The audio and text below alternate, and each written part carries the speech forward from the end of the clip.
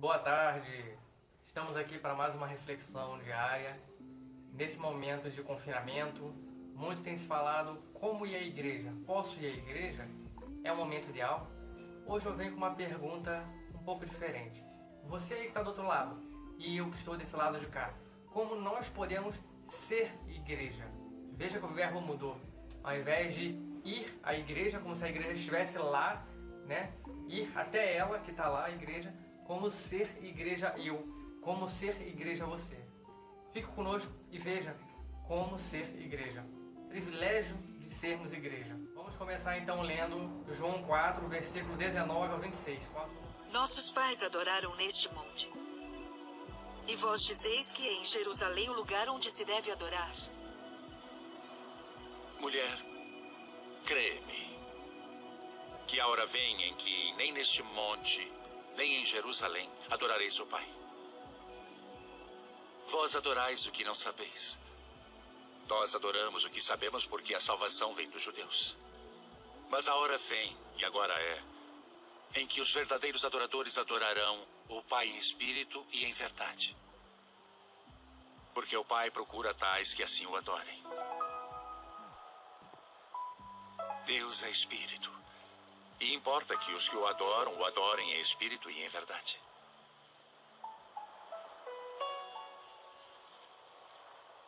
Eu sei que o Messias, que se chama o Cristo, vem. E quando ele vier, nos anunciará tudo. Eu o sou. Eu que falo contigo. Você percebeu?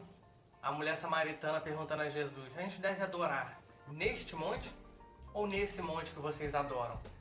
Era uma pergunta de uma dúvida em qual local físico eles deveriam adorar, em qual igreja, em qual templo deveria adorar. A pergunta deles era: qual igreja ir, qual templo ir adorar, neste ou neste? E Jesus embaralha tudo e fala: nem nesse monte, nem nesse monte, mas Deus procura aqueles que adoram em espírito e em verdade. A mulher deve ter se perguntado: como? A gente sempre adorou nesse templo de Samaria e vocês sempre adoraram em Jerusalém e agora é em espírito e em verdade? Como é isso? Bom, uma boa explicação sobre isso nós vamos encontrar no livro de Hebreus. Hebreus foi escrito mais ou menos 70 anos depois desse fato aqui que a gente acabou de ler. O cristianismo estava sofrendo perseguição tanto do lado dos judeus quanto do lado do Império Romano. Imagine só, perseguição dos dois lados. Nós, aqui no Ocidente, não temos condição de nos colocar no lugar daqueles irmãos. Mas ainda hoje, 2020, metade do planeta Terra mora em algum país onde existe perseguição religiosa ou limitação à fé cristã. Pesquise aí sobre Janela 1040. Janela 1040. Os países onde há o maior número de perseguição ao evangelho. Voltando para o contexto. Em Hebreus, 70 anos depois da morte de Cristo, estava tendo essa perseguição. Alguns judeus que se converteram ao cristianismo estavam sofrendo grande perseguição. E muitos deles estavam pensando em voltar para o judaísmo.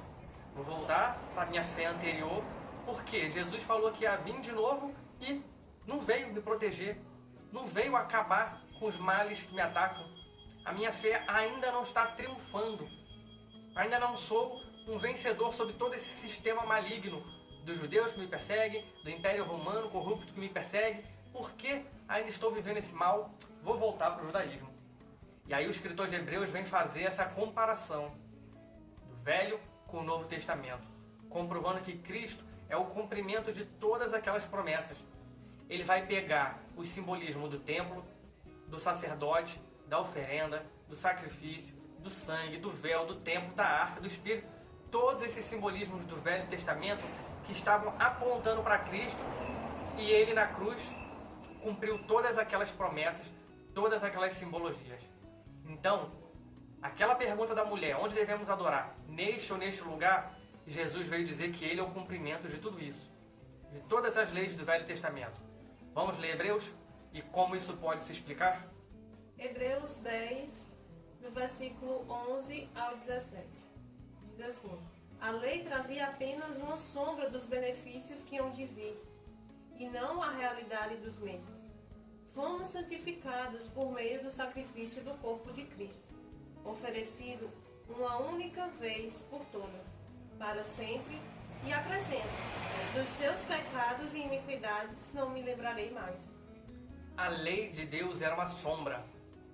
A aliança do Velho Testamento, o templo físico, seja de Judéia, Samaria, era uma sombra do que estava por vir.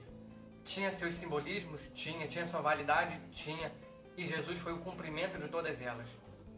O sacrifício dos sacerdotes naquela época era temporário. A pessoa pecou hoje, oferecia hoje. Pecou amanhã, oferece amanhã. Oferece depois e depois. E não acabava aquilo nunca. Era cíclico. Eles ficavam dando volta. Sempre oferecendo sacrifícios pelos seus pecados. E Cristo veio dizer que Ele é o sacrifício eterno e perfeito na vida de todos nós.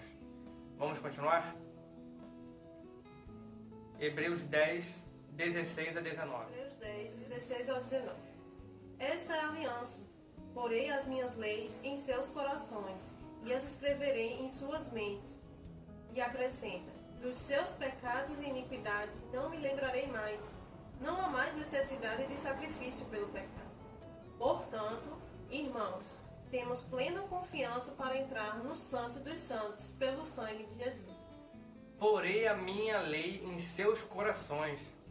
Se a gente for ver no Velho Testamento, no lugar chamado Santo dos Santos, era onde ficava a Arca da Aliança, banhada de ouro, e dentro dela a tábua dos 10 mandamentos de Moisés. A lei de Deus estava dentro da arca e dentro de um ambiente fechado, um quarto com paredes, com uma porta de cortina, onde ninguém podia entrar. Ali ficava a presença de Deus. Naquela arca estavam os mandamentos de Deus. E o homem não tinha proximidade para ir lá. Apenas uma vez por ano podia ir um sacerdote ter contato com a presença de Deus. Aqui em Hebreus nós estamos vendo a Bíblia dizendo que o templo somos nós.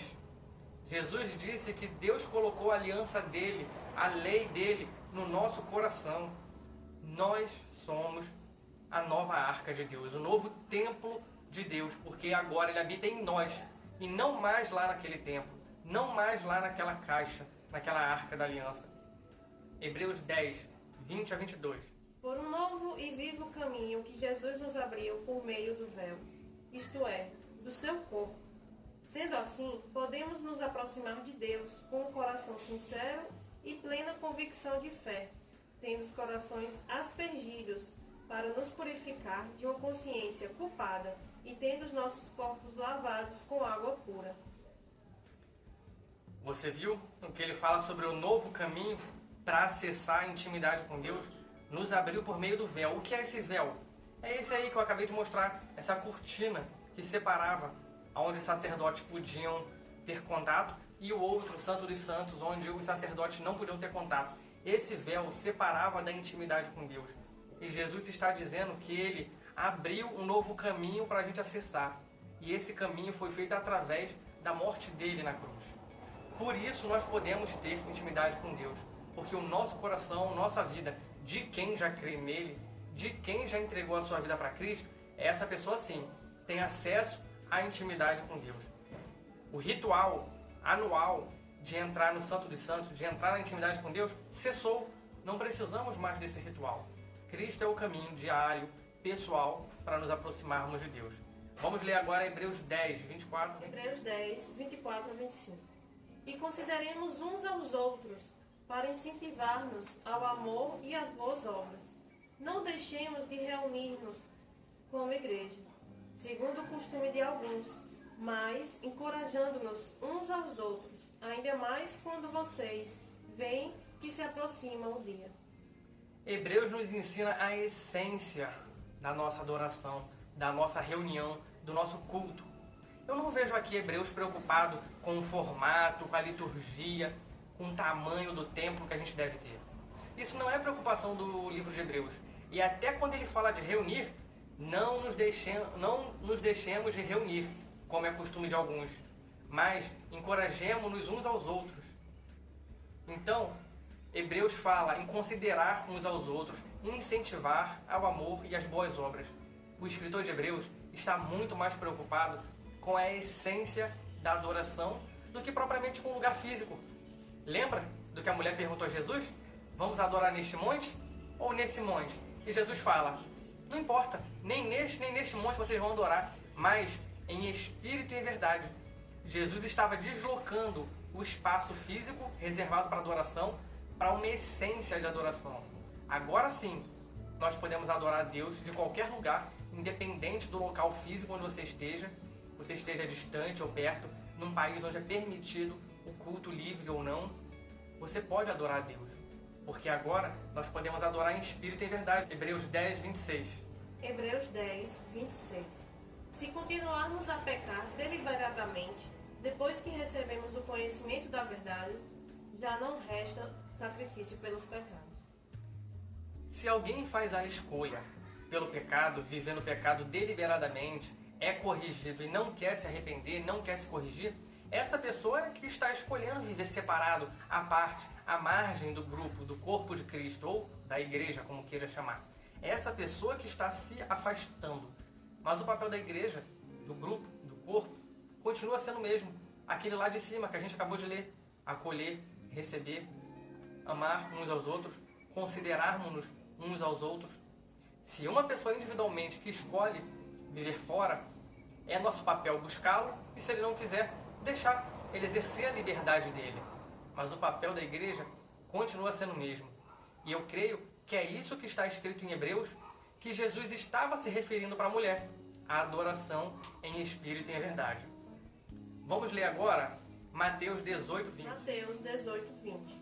Pois onde se reunirem 2 ou 3 em meu nome, ali eu estou no meio deles. Esse versículo 20 de Mateus 18 é muito utilizado para justificar que nós não precisamos de templo físico. Olha, aonde 2 ou mais estiver reunido ali, Deus estará no meio. Não precisa ser no templo, não precisa ser na igreja, não precisa ser em lugar nenhum. Este versículo é muito usado para isso. Mas eu estou aqui para trazer todo o contexto de Mateus 18. Leia aí na sua casa todo o contexto de Mateus 18. Veja se ele está se preocupando sobre esse detalhe mínimo de local de reunião, local de culto. Todo o contexto do capítulo fala de relacionamentos. Se o seu irmão pecar, corrige. Se ele não se arrepender, mostre na Bíblia que ele está errado. Se ele não se arrepender, traga a testemunha. Se ele não quiser se arrepender, leve diante do corpo da igreja. Se ele não se arrepender, considere-o então afastado do corpo. Todo o contexto de Mateus 18 fala de relacionamento. Então, um ouvinte desatento poderia imaginar que eu estou defendendo que não dependemos, não precisamos de um local físico para nos reunir. Estou criticando as igrejas, as instituições, um ouvinte desatento. Mas uma pessoa que realmente entendeu todas as conexões desses textos que eu trouxe, vai ver que esse é um debate pequeno, não merece a atenção, porque já foi respondido lá no início do texto, com Jesus conversando com a mulher, sobre a adoração feita em espírito e em verdade. E todos os outros textos elencados de Hebreus falam sobre a essência da adoração, que é o mais importante. Então, mais importante do que o formato é o conteúdo. Mais importante do que a liturgia é a essência da adoração em que essas pessoas se reúnem. Imagine um exemplo.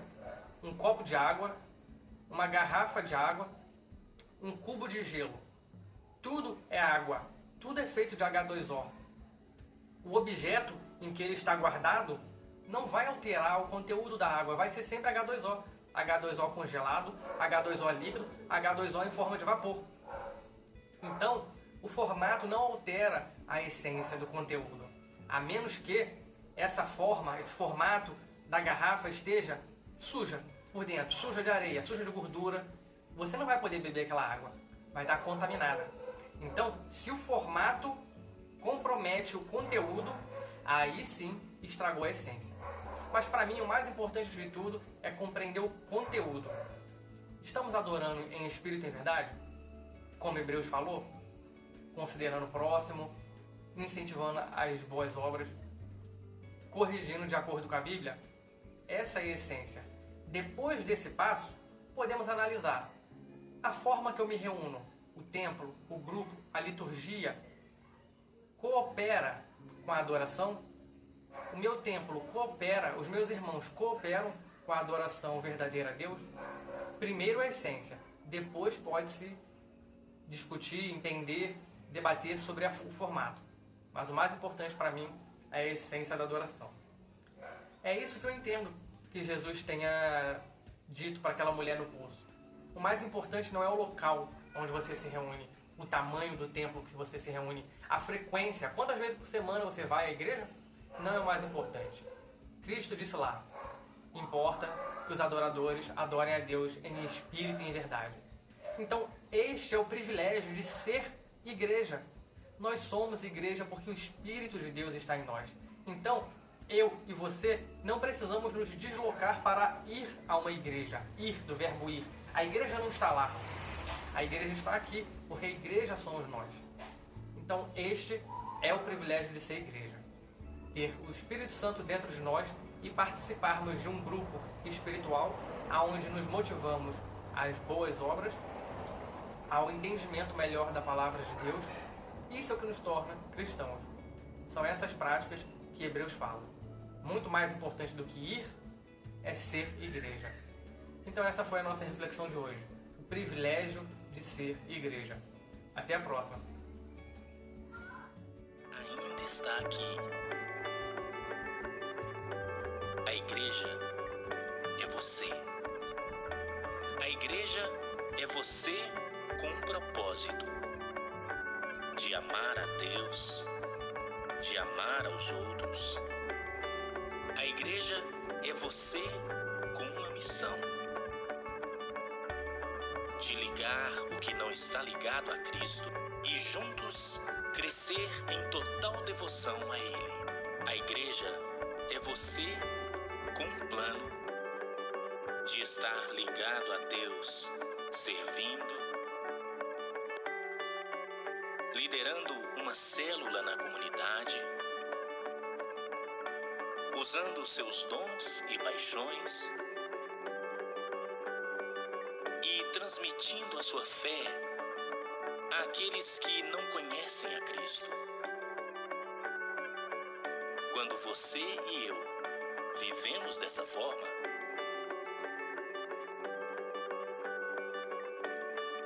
todas as coisas que costumamos fazer na igreja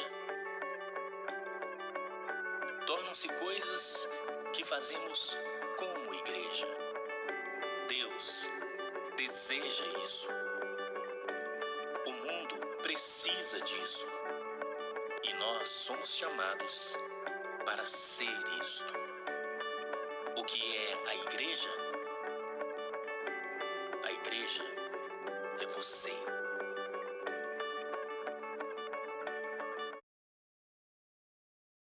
Qual é o primeiro de todos os mandamentos?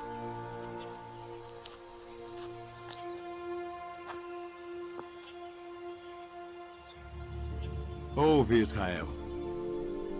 O Senhor nosso Deus é o único Senhor. Amarás, pois, ao Senhor teu Deus de todo o teu coração, e de toda a tua alma, e de todo o teu entendimento, e de todas as tuas forças. Este é o primeiro e grande mandamento. E o segundo, semelhante a este, é: amarás o teu próximo como a ti mesmo. Destes dois mandamentos dependem toda a lei e os profetas.